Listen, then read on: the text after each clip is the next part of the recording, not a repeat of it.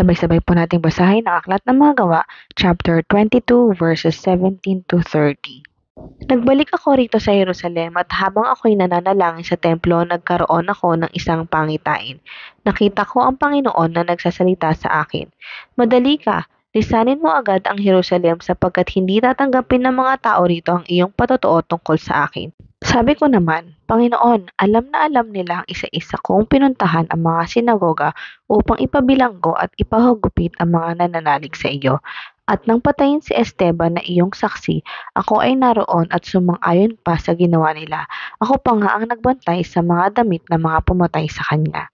Ngunit sinabi sa akin ng Panginoon, humayo ka sapagkat isusugo kita sa malayo sa mga hintil. Hanggang sa mga sandaling iyon, ang mga tao ay nakikinig kay Pablo.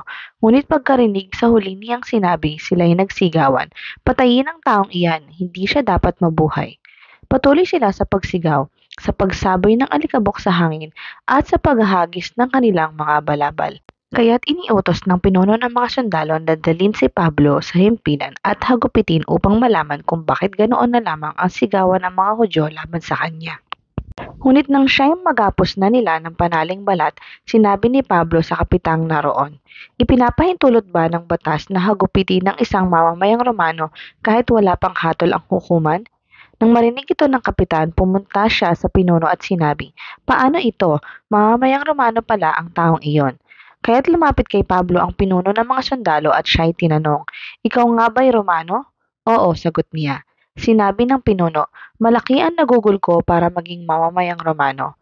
Ngunit ako'y isinilang sa mamamayang Romano, sabi naman ni Pablo. Kaagad lumayo ang mga magsisiyasat sa kanya. Natakot din ang pinuno ng mga sundalo sapagkat ipinagapos niya si Pablo, gayong ito pala ay isang Romano. Nais matiyak ng pinuno kung ano nga ang paratang ng mga Hudyo laban kay Pablo, kaya't kinabukasan, ipinatawag niya sa isang pulong ang mga punong pari at ang buong Sanhedrin. Pinakalagan naman niya si Pablo at iniharap sa kanila.